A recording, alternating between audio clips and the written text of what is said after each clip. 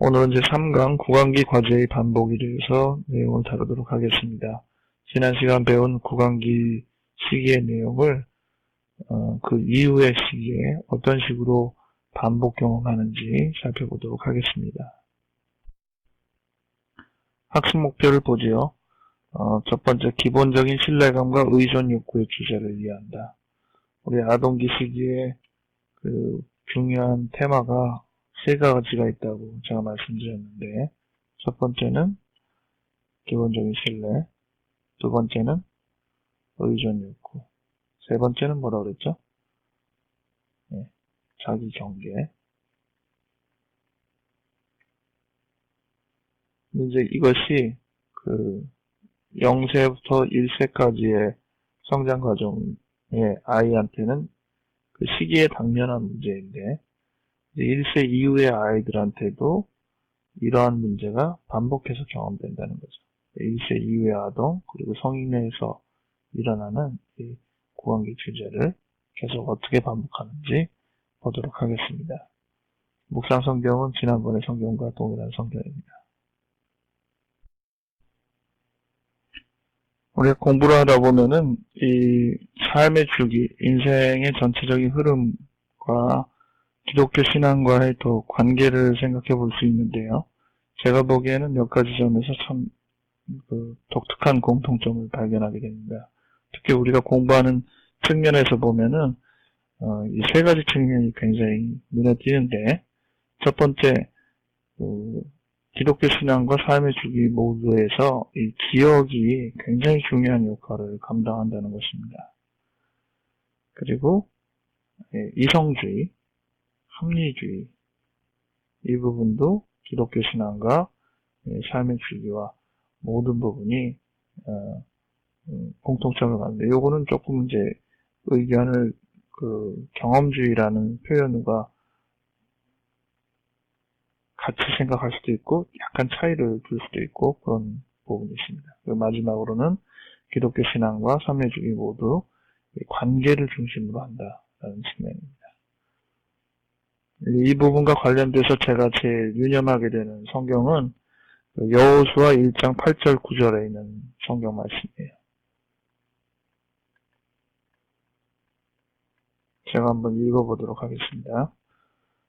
이 율법책을 네 입에서 떠나지 말게 하며 주야로 그것을 묵상하여 그 가운데 기록된 그 안에 기록된 대로 다 지켜 행하라.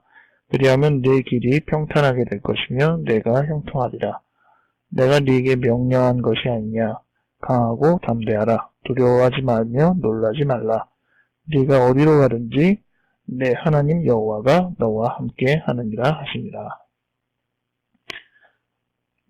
이 성경 구절에서 보면은 여호수아가 이제 그 사역을 시작할 때 갖는 그 부담스러운 마음을 하나님께서 위로해 주시고 격려해 주신 것을 봅니다. 근데 그 부분에서 이 율법책에 대한 묵상 부분을 굉장히 강조하고 있습니다. 이 율법책을 내 입에서 떠나지 말게 하고 주야로 그것을 묵상하고 그 가운데 기록된 대로 다 지켜 행하라. 말씀을 암기하다시피 하라는 거죠. 이 부분이 바로 이제 기억, 이 말씀을 충분히 기억할수록 바로 선다는 것이잖아요. 근데 이 삶의 주기도 보면은 기억이 많은 것들을 좌지우지한다는 겁니다. 내 과거에 축적된 그 기억들이 내 앞으로의 생활을 방향을 전환하기도 하고 세우기도 한다는 것이죠. 두 번째는 이 율법책을 묵상하고 이해하는 과정만큼 합리성을 강조하는 측면이 없죠. 이성적인 측면입니다. 분석 이론에서는 이것을 2차 과정이라고 말하기도 하는데, 논리적인 거다 이런 겁니다. 상대방한테 어떤 의사소통을 위해서라면은 누구에게나 공유되는 어떤 법칙에 준하여서 설명해야 되는 그런 부분이 필요하죠. 근데 이제 제가 경험주의나 이런 어떤 토를 조금 더 단 것은 이런 2차 과정적인, 즉 꼭 합리적이고 논리적인 것만이 상대방한테 그 교류의 측면으로 사용되는 것은 아니다라는 거죠. 오히려 경험주의적인 것, 즉 느낌의 전달, 그리고 대부분의 예술적인 감각, 이런 전달은 어떤 이 합리적이고 논리적이지는 않지만은 그 상대방한테 상당 부분 전달이 되죠. 그래서 이러한 부분도 무시할 수는 없습니다. 하지만은 성경에서 이 강조하는 이 율법 책에 있는 이 원칙을 따르라는 부분들은 우리의 불안정한 정서적인 부분들, 굉장히 무모하기도 하고, 그런 것들은 이제 흔히 1차 과정이라고 해요. 비논리적이고, 비합리적이고, 이런 1차 과정적인 측면들을 결국 이 2차 과정을 통해서 통제해야 한다. 라는 부분에 있어서는 기독교 신앙도 동일합니다. 우리의 1차 과정적인 죄의 속성을 우리의 신앙적인 2차 과정으로 통제해야 된다. 이런 측면에서 흡사합니다. 마지막으로 이제 관계 중심적이라는 것은 우리 삶의 주기에서 이 부모의 영향, 양육자의 영향이 절대적으로 중요하다는 것들을 배우게 되는데, 기독교 신앙도 결국은 하나님과 인간과의 관계, 그 관계에서 그 핵심을 찾아볼 수가 있습니다. 그러므로 여러 측면, 우리가 갖고 있는 이 인간관계의 측면으로 잘 다루다 보면은 하나님에 대한 생각, 하나님과의 관계에 대한 생각들을 우리가 같이 생각해 볼 수 있습니다. 그래서 이런 여러 측면들이 기독교 신앙과도 연결이 되기 때문에 삶의 주기를 공부하시면서 훨씬 더 신앙이 깊이 있게 전달될 수 있다고 생각을 합니다. 우리가 구관계의 주된 과제이자 핵심적인 주제로 다룬 이 세 가지 측면들을 골고루 다 다루기에는 여러 가지가 이제 시간적으로 벅차니까 단순화해서 일단 접근하는 방향을 갖도록 하겠습니다. 그래서 신뢰감 문제, 의존 문제, 자기 경계 문제, 이거를 하나씩 따로 다뤄보려고 합니다.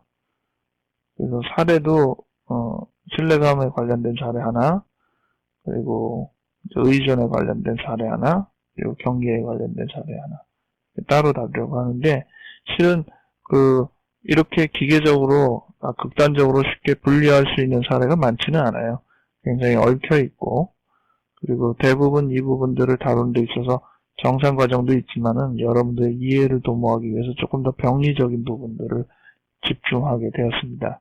하지만은 실제 이 문제는 꼭 여기에 집중한다고 해서 병적인 문제가 나타나는 게 아니라 정상적인 관계 안에서도 충분히 구관계적인 주제가 늘 반복된다고 할 수 있겠죠. 먼저 첫 번째, 이 신뢰감에 관련된 문제를 생각해 봅시다. 기본적인 신뢰감은 언제나 필요하고 항상 필요하고, 그리고 사람들과의 관계에서 일종의 세상에 대한 안심이라고 할 수 있죠. 근데 이 부분에 대한 것들이 되지 않았을 때, 그때는 이 기본적인 신뢰감이 없으면서 세상에 대한 의심이 생겨납니다. 세상에 대한 안심이 있으면은 기본적으로 사람들이 자기를 위해를 가할 것이라고 생각하진 않아요. 기본적으로 사람들은 자신에 대해서 긍정적이기도 하고 또 좋은 교류를 맺을 수 있을 것이다. 이런 어떤 믿음을 갖고 있죠. 하지만은 그 안심이 있지 않은 사람들은 늘 의심을 한단 말이에요. 세상은 나에 대해서 무언가 착취적이거나 나를 이용해 먹으려고 하거나 그렇게 생각한다는 것이죠. 그런 특성을 갖고 있는 대표적인 성향이 바로 편집성 인격입니다. 우리가 흔히 의심증 환자라고도 부르고요.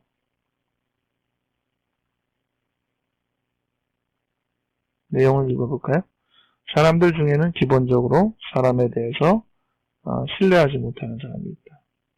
이것은 실은 사람에 대해서만이 아니라 세상 전체에 대한 것인데, 대표적으로 그것들이 이제 인간관계에 있어서 그 측면이 두드러지게 나타나는 것을 일단 짚어봤습니다. 그러한 성향이 있는 사람, 그러한 성향은 사람과의 교류에서 흔히 발견될 수 있다. 그러니까 이러한 성향이 꼭 그 절대적인 사람도 있지만은 일부분에 있어서는 누구나 다 갖고 있죠. 신뢰감이 없기 때문에 의심을 자주 해서 이러한 성향이 있는 것들은 숨겨져 있기도 하지만은 눈에 겉으로 드러날 때는 의심이라는 성향을 통해서 겉으로 표출이 된다는 겁니다. 근데 이게 아주 거의 대부분의 일상에서 의심을 반복하게 된다. 그러니까 일부분이 아니라 인격 전체에 의해서 그 의심을 반복한다. 그럴 때 우리가 이제 편집형 인격이라는 명칭을 씁니다. 그러니까 단순히 그냥 어떤 특정한 부분에서 의심을 하는 경우는 그냥 의심 이렇게 명칭을 하는데 거의 대부분의 일상이라는 그 맥락에서 이런 부분들이 하면은 그것은 일종의 성격.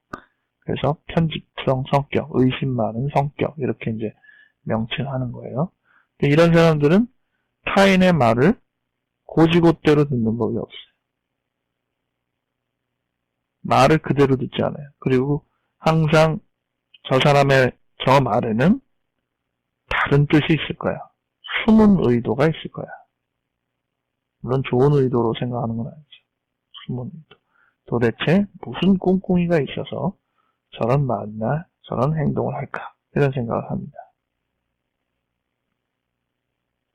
이는 자신이 타인을 파악하는 방식에 있어서 뿐만이 아니라 자신이 살아가는 방식에 있어서도 비슷한 패턴을 보인다. 즉, 남이 나한테만 그렇게 하는 게 아니라 자기도 자신한테 그렇게 하는 것이죠. 다른 사람에게 자신의 본래 의도를 솔직하게 드러내는 일이 거의 없고 무언가 다른 의도를 지닌 채 계산적인 표현이나 행동을 한다. 그래서 남이 자기를 그렇게 대한다고 생각하는 만큼 자기 자신 스스로도 그렇고 또 자기가 타인을 대할 때도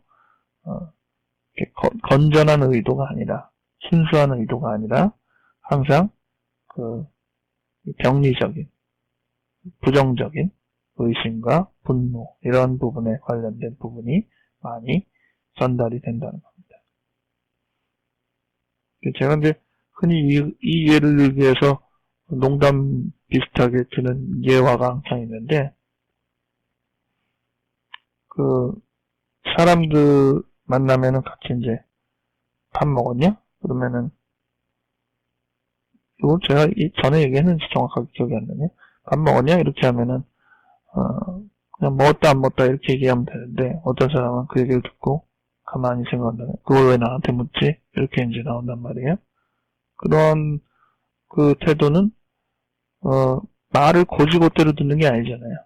그러니까 밥 먹었냐라는 말을 나에 대해서 식사를 했는지 안 했는지 궁금하구나 이렇게 생각하는 게 아니라 저 밑에는 도대체 무슨 의도로 또 나를 뭘 파악하고 싶어서 나를 어떻게 해코지하고 싶어서 나한테 무슨 또 해를 주려고 저런 질문을 하나 이렇게 이제 생각을 하다 보니까 반응이 그렇게 나오는 것이죠.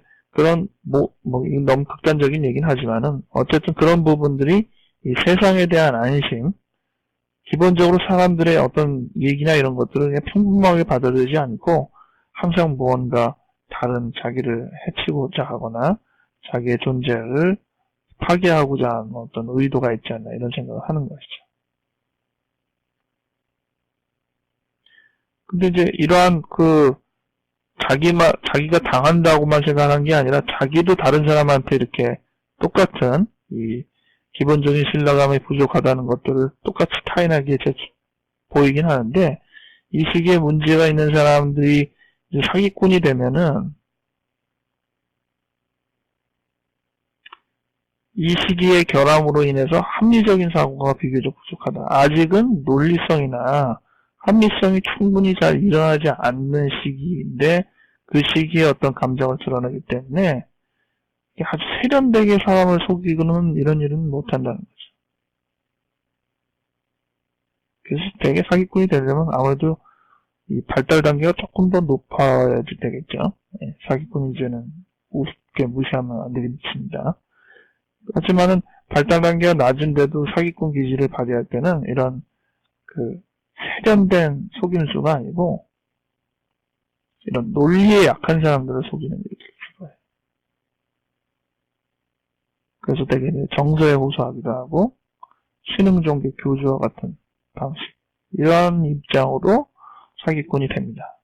하지만 이런 사람들은 또 그 나름대로 속는 사람들이 꽤 저변에 있기 때문에 우리가 다음에 배우는 이 의존의 문제랑 결탁을 해서 아주 강력한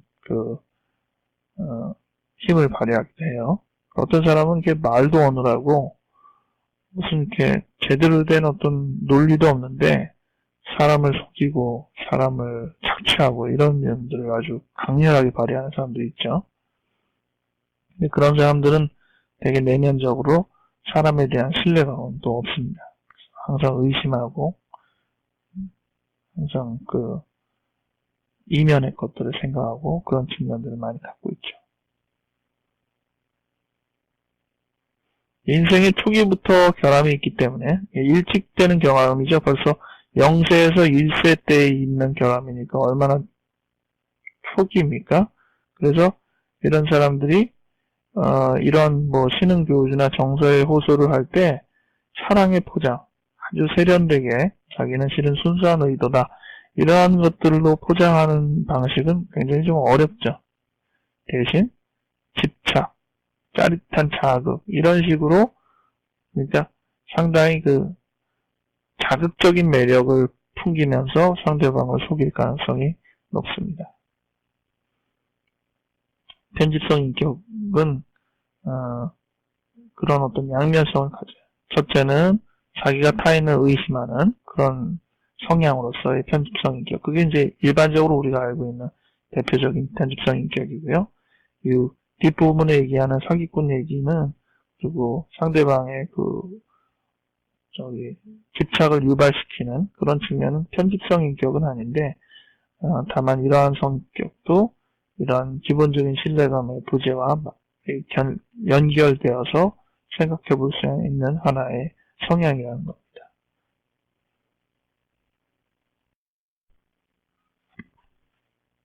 두 번째로 우리가 의존심에 대해서 생각을 해보죠.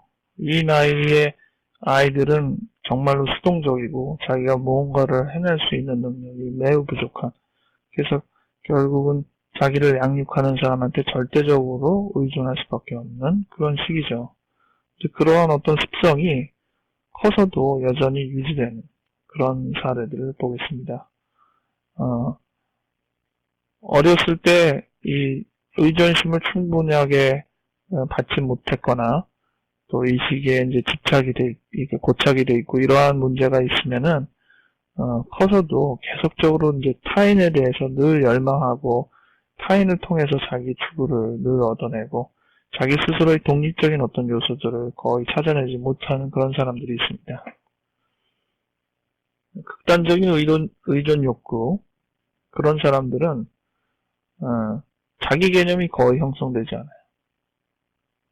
타인의 인격을 차용해서 자신의 인격으로 취급합니다.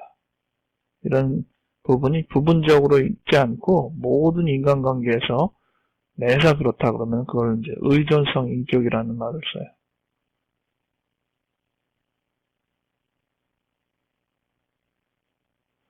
그리고 자기 개념은 나름대로 형성되어 있지만은 타인과 대상에 대한 강렬한 열망과 집착으로 자기 개념을 무감각하게 만들어요. 자기는 있긴 있으나 거의 자신의 어떤 감각을 타인을 통해서 자꾸 무디게 만들어버리는 그런 성향. 이것도 약간 더 발전된 듯 하지만 의존적인 성향이 굉장히 극단적으로 이렇게 강화되어 있는 성향이죠. 전자에 해당하는 성향을 보이는 사람, 즉 의존성 인격이죠.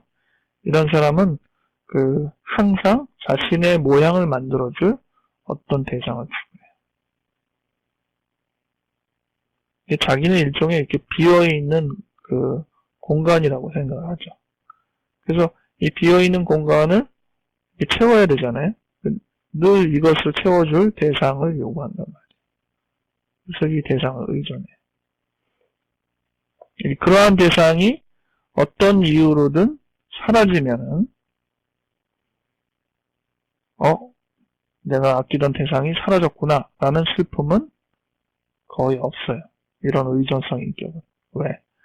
왜냐하면은 금방 다른 대상을 찾아서 새로운 대상에게 자기를 결합시키고 그로부터 자기 개념을 차용해 오기 때문이다. 이 대상이 사라졌어요. 내 중심이 없어졌네. 그런 아픔을 경험할 새가 없어요. 왜? 이런 사람들은 그러한 아픔을 경험하기보다 당장 그 옆에 있는 다른 대상을 금방 다시 또 추구해서 채워주는 그만. 그러니까 중요한 대상을 잃어버렸다고 하면은 금방 대상이 또 바뀝니다. 자기에게 있어서는 늘 대상이 필요하기 때문에 한 대상이 중요한 게 아니에요. 그 대상을 잃어버리면 다른 대상이라도 어떻게든 자기 안을 채우면 그만이에요. 그렇기 때문에 이러한 의존성 인격은 그 옆에 누구가 있느냐에 따라서 굉장히 많이 바뀌죠. 치료자를 만나도 그 치료자의 성향을 그대로 흉내내기 때문에 얼뜻 보기에는 굉장히 좋아지는 듯 하지만은 그게 일종의 흉내에 불과하고 자기 것이 안 돼요. 또 치료자가 바뀌면 그 치료자처럼 행동하고, 우리가 건강하게 이런 의존성들을 발휘하는 시기가 있죠. 청소년 같은 경우에도 연예인이나 어떤 위인들을 굉장히 따라하고 집착하고 이런 면들이 있는데, 중요한 시기에 잠깐 그렇게 하는 건 모르지만은 이건 평생 남을 흉내내서 옆 사람이 빨간색 좋아하면 빨간색 좋아하다가 또 바로 옆 사람이 녹색 좋아하면은 그 사람 닮아서 하면 녹색 좋아하다. 그런 식으로 줏대 없이 왔다 갔다 거리는 그런 부분들을 보는데, 이 사람한테는 변하는 자체가 줏대인 거예요. 자기가 늘 그 옆 사람과 함께 있다는 자체가 자기를 위안할 수 있는 그런 틀인 겁니다. 이런 성향은 이제 의존성 인격이라고 볼 수 있죠. 두 번째, 자기에 대한 개념은 좀 있긴 있는데 타인에 대한 열망, 타인에 대한 강렬한 존경심, 그것을 통해서 자기를 무디게 만드는 사람들, 이런 사람들은 이제 신흥 종교 교주나 종교적인 대상, 이런 사람들은 이제 극도로 우상하죠. 졸졸졸 따라다니고. 공부를 잘했다 그래서 이러한 데에 빠지지 않는 게 아닙니다. 가령 예를 들어서 신흥 종교들은 대부분 초기, 우리 한 6, 70년대 때 대부분 나타났던 신흥 종교들은 교주가 누구를 건드리냐면은 명문대 여자들, 아주 이쁘고 외모가 충출하고 또 학식도 굉장히 높고 게다가 이제 학교도 명문대인 그런 여자 신도들을 몇 사람 포섭을 해서 그들과 함께 이렇게 다니고 그런 모습들을 보였어요. 그러면은 그것을 옆에서 보는 또 다른 사람들이 저런 사람도 저 사람을 좋아하는데 저 사람 정말 뭐가 있나 보다 이제 이런 생각하면서 또 붙고 하는 거죠. 근데 처음에 붙었던 명문대 출중한 여자들은 무슨 돈을 받고 매수가 돼서 그렇게 넘어가는 거냐? 물론 그런 사람도 있겠지만은 많은 경우가 바로 지금 자기에 대한 개념은 조금 있지만은 대부분 그것들이 타인에 대해 열망과 집착으로 무감각하게 만드는 성향에 있는 사람들을 말합니다. 어떤 면에서 사기꾼들이 이 마음을 잘 읽어내는 거죠. 저 사람은 조금만 하면은 나한테 싹 넘어오겠구나. 이런 생각을 할 수 있을 법한 사람들이 있는 겁니다. 이게 겉보기에는 번지를 하고 학력도 좋고 외모도 출중하지만 마음의 중심이 없는 거예요. 그런 것들을 오히려 건강하게 채워줄 사람이 이렇게 읽어내줘야 되는데 이렇게 이용하는 사람들이 먼저 읽어내고 상대방을 이용하게 되니 참 그 사람 불행한 일이 되는 것이죠. 어쨌든 그런 사람이 돼요. 스토커 이런 사람도 상대방에 대한 이 집착이 굉장히 과도한데 물론 이 스토커 요소는 일반적으로 우리가 생각하고 있는 그 지금 언급하는 의존심에 어떤 사람들은 이제 분노, 공격성이 포함되는데 그 부분은 우리가 다음번에 좀 더 다루게 됩니다. 여기서 말하는 스토커는 어떤 공격적인 것과 상관없이 상대방에 대한 집착 그 한 측면만을 얘기하고 있습니다. 이러한 사람들은 한번 특정 대상, 특정인에 대한 집착이 한번 생기면은 웬만해서는 그 집착에서 탈피하기가 어렵죠. 좀 전에 언급한 대로 의존 욕구는 건강한 상태에서도 자주 나타나는데 특히 시기적으로 청소년 이런 시기 때 이러한 그 대사에 대한 추구를 통하여서 그 건강한 인격 성장에 도움을 되기도 합니다. 우리가 세 개의 특정에서 설명해서 조금 벗어난 영역이긴 하지만은 프로이드적인 발달 단계에서 꼭 중요하게 다루는 부분이 있기 때문에 이 부분을 조금 설명하고 넘어가겠습니다. 이 구강기라고 하는 것은 입의 그 리비도가 집중되어 있는 시기라고 할 수 있죠. 보통 이 집중이라는 단어는 전문 용어로는 조금 다른 용어로 또 표현되는 게 있는데 여기서 썼던 집중이라는 용어는 전문 용어가 아니고요. 일반 용어입니다, 지금. 그 리비도가 몰려있다, 이런 뜻이죠. 나중에 여러분들이 혹시 공부하다가 카덱시스라는 단어가 있어요. 이건 이제 번역을 리비도 부착이라고 번역을 하는데, 또는 부착이라고 번역하고, 근데 이거를 집중이라고 번역하기도 합니다. 그래서 이것과 좀 혼란이 지금 있을 수 있는데, 그래서 이 개념은 지금은 설명은 안 하겠습니다. 더 혼란이 될지 모르겠어. 여기서 지금 얘기했던 거는 그 리비도가 입에 몰려있다 이렇게 생각하시면 되겠습니다. 근데 이제 이 입에 집착하는 문제, 이것은 생활 속에서 흔히 발견이 되죠. 우리가 커서도 크게 대표적인 건 이제 먹는 거. 먹는 것은 입에 집착하는 요소가 되지 않습니까? 그래서 먹는 거 즐기고 미식가, 식탐가 이런 사람들은 이 구강의 입에 리비도가 몰려있는 것이 높은 편에 속하는 것이죠. 또 음식이 아니더라도 입을 자극하는 것을 몰두하는 예는 많이 있죠. 어떤 사람은 담배, 줄담배, 담배를 계속 입에 물고 있단 말이에요. 또 어떤 사람은 불안의 증거로 입술을 자주 뜯어요. 또 이제 심리적으로 인해서 소화불량이나 여러 가지 소화기능상 변비가 있거나 설사를 하거나 많이 있는데 그 중에서 특히 구역질, 이것은 구강기 부분과 많이 관련되어 있습니다. 어떤 학자는 이 구역질이라는 것은 그 불쾌한 것이 자기 입에 닿았다. 이것이 이제 심리적으로 작용하는 것이라고 설명했는데 비교적 세련된 설명 중에 하나입니다. 이 구역질도 결국은 이 구강기적인 문제의 자극을 담고 있다는 거죠. 물론 이렇게 항상 기계적으로 지금 설명할 수 있는 건 아닙니다. 훨씬 더 복합적으로 설명을 해야 돼요.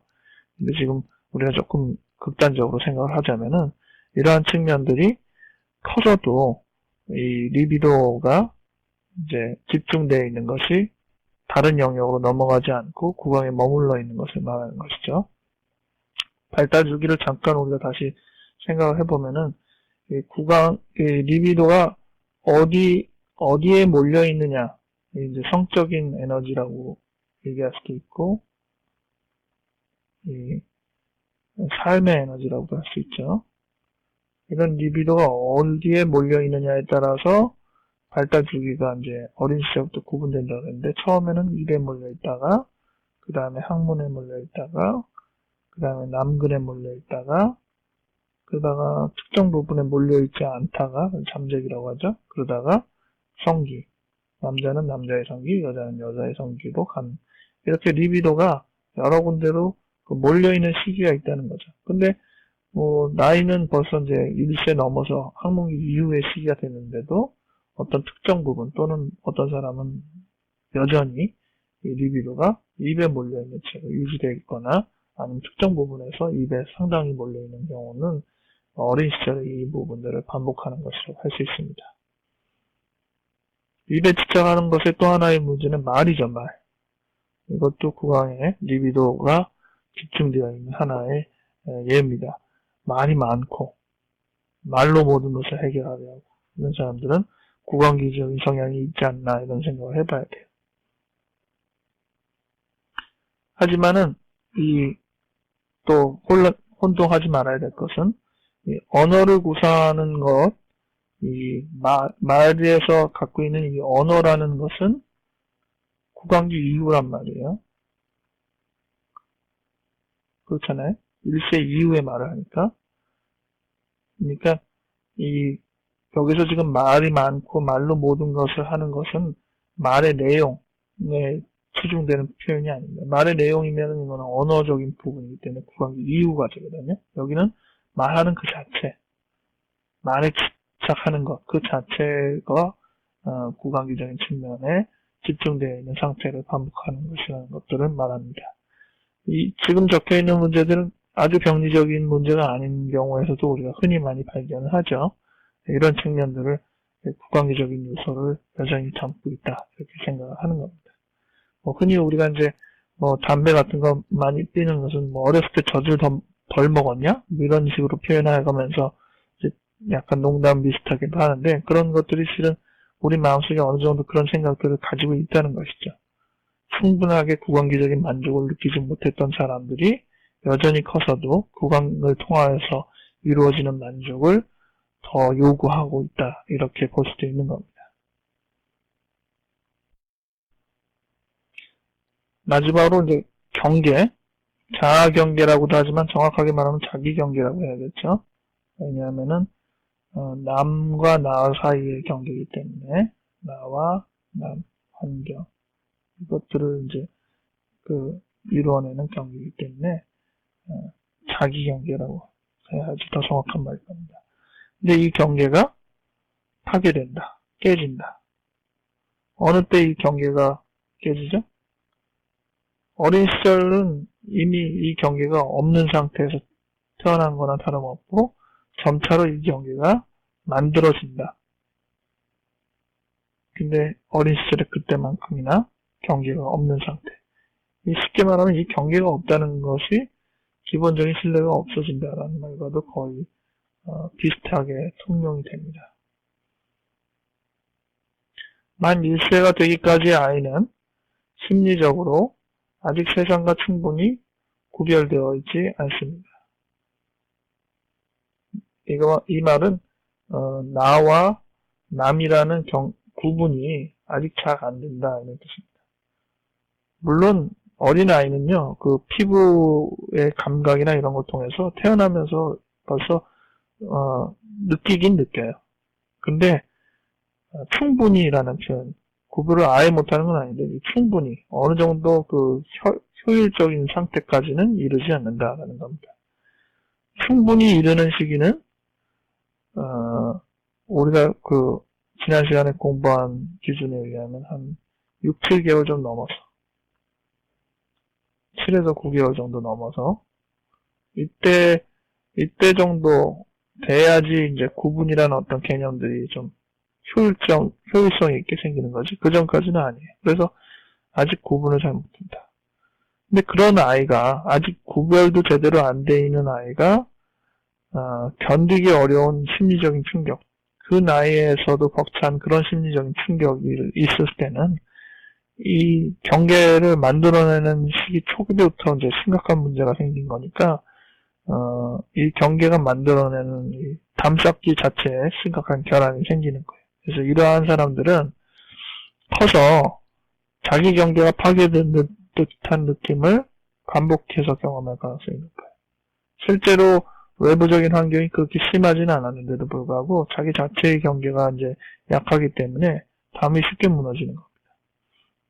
이러한 자기 붕괴의 느낌은 매우 혼란스러운 상태를 유발하죠. 자기 존재가 허물어지는 느낌이란 말이에요. 그래서 게다가 또 자기를 보존하려는 개인의 방어 능력 또한 부족하단 말이죠. 그래서 대개는 환각과 망상이라는 특단의 조치로 자기를 방어합니다. 여기서 환각과 망상이라는 이런 증상들은 흔히 이제 그 방어기제에서 투사라는 기법을 통해서 형성되는 것이다라고 말해요. 투사라는 방어기제 기억하세요? 프로젝션이라는 방어기제인데, 이게 뭐냐면은, 자기에게 너무 벅찬 자기 어떤 특정 요소가 있는 거예요. 그것이 감정일 수도 있고, 행동일 수도 있고, 어떤 이해일 수도 있고, 행동일 수도 있고. 이게 너무 자기 거라고 생각하기에 벅차니까 남의 것으로 취급하는 겁니다. 남의 것으로 취급. 자기 건데. 가령 예를 들어 자기 안에 있는 어떤 화가 있다고 칩시다. 자기 거라고 생각하기에는 너무 벅찬 거예요. 그래서 이 화를 남의 거라고 생각해요. 되게 이렇게 남의 것으로 취급하면은요, 주객이 전도되죠. 주체와 객체가 바뀌어요. 그래서 자기가 남을 미워하는 것이 남의 것으로 취급함을 통해서 남이 자기를 미워하는 것으로 됩니다. 그럼 이제 강연에서 피해망상이다. 그러면은 되게 이 피해망상이라는 것은 남이 나한테 해코지를 한다. 누가 나를 해치려고 한다. 이런 망상이거든요. 근데 그 본질은 보면은 내가 타인에게 갖는 일종의 분노죠. 근데 그것을 내 거라고 취급하기가 너무 벅차니까 투사하다 보니까 남이 나를 이제 해치려고 한다. 이렇게 생각한단 말이에요. 환각이라는 것은 어떤 감각인데, 냉정하게 보면 자기가 스스로 만들어내는 감각이에요. 자기 안에서 이뤄내는 감각이거든요. 근데 이런 증상이 있을 때는 다 밖에서 내가 스스로 만들어낸 게 아니라 밖에서 생겼다고 말합니다. 가령 예를 들어서 이제 환청이라는 그 증상은 어떤 밖에서 소리가 들리는 건데 실은 자기 마음의 소리거든요. 대부분은. 가령 예를 들어서 너는 참 못난이다. 이런 어떤 목소리가 어떤 사람의 목소리로 나한테 들렸다. 그런데 실은 알고 보면은 자기가 자기 스스로에게 말하는 너는 못난이다라고 말하는 음성이나 다름없어요. 근데 왜 하필이면 남의 목소리로 들리느냐? 그것이 일종의 투사라는 겁니다. 그러니까 자기가 자기에게 이런 얘기를 한다는 것들을 너무나도 벅차기 때문에 남의 것으로 취급하다 보니까 남의 목소리로 들리는 거예요. 지금 왜 이러한 투사라는 방어를 통해서 자기를 방어할까요?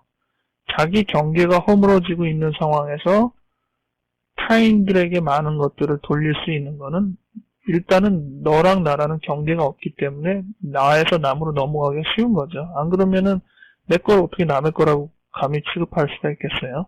이 경계가 좀 약하기 때문에 그만큼 넘기기가 쉬운 거고, 둘째는 그런 것을 통하여서 약간 가상적이지만은 나와 남의 어떤 경계를 더 이렇게 좀 만들어 보려는 그런 부분이 이중성을 갖습니다. 그래서 이 부분은 자기의 경계가 허물어진 결과이기도 하고 동시에 자기와 남의 경계를 그런대로 나름대로 지금의 수준에서 더 세우려고 하는 그런 부분이기도 합니다.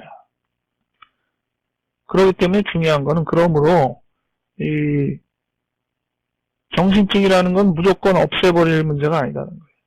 왜냐하면은 지금 이 정신증은 나름대로 자기의 어려운 상황을 이겨내려는 일종의 특단의 조치인 방어기제란 말이에요. 이 사람은 원래 담쌓기가 약한 사람인데 환경적인 압력 때문에 힘들어서 담이 허물어지고 있는 거를 지금은 조금 비정상적이라도 나름대로 그 담을 쌓아서 그나마 그걸 가지고 지금 이 증상을 통해서 나와 남의 어떤 구분을 만들어내려고 하고 있는데, 나에게 보기에 그건 좀 이상한 모양인데 그거 어울리지 않은 벽돌인데 해가지고 없애버리면은 경계가 그나마 세우려고 했던 것마저 무너지잖아요. 그러니까 그러면 그 사람한테는 더욱더 파괴적인 일이 될 수 있습니다. 그래서 무조건 정신증에서 환청이 생겼다, 망상이 생겼다 그래서 그거 없애는 게 문제가 아니고 왜 그런 게 생겼을까? 그 사람이 도대체 어떤 면에서 이 자기 경계의 파괴, 그런 위험한 어떤 상황들이라고 여겨질 만큼 그 사람이 지금 어려울까? 이걸 더 들여다보고 그러한 상황을 조절해주는 근원적인 처치를 하는 것이 중요한 거죠. 이러한 것들도 구강기적인 특성을 반영하는 것입니다. 이러한 여러 가지 측면들이 이제 주로 이 구강기적인 어떤 단계들이 건강하지 못하게 잘 확립되지 못하였을 때 보여주는 몇 가지 특질들 중에 하나인데, 이러한 특성들이 이 아동, 1세 이후의 아동이나 또 성인들에게 있어서 심심치 않게 우리가 반복되는 것들을 보고 우리 자신에 있어서도 이러한 면들을 많이 지켜보게 되죠. 그래서 이러한 측면들이 바로 우리 0세부터 1세 과정에서 아이들이 보였던, 그때는 그 나이에 현실적인 당면과제로 경험하였던 거지만은 이제 이후로는 그 어린 시절을 마치 반복하는 듯한 경험으로 하는 것이다. 이런 생각을 하면서 내용을 정리해 주시면 좋겠습니다. 네, 오늘 강의는 여기서 정리를 하겠습니다.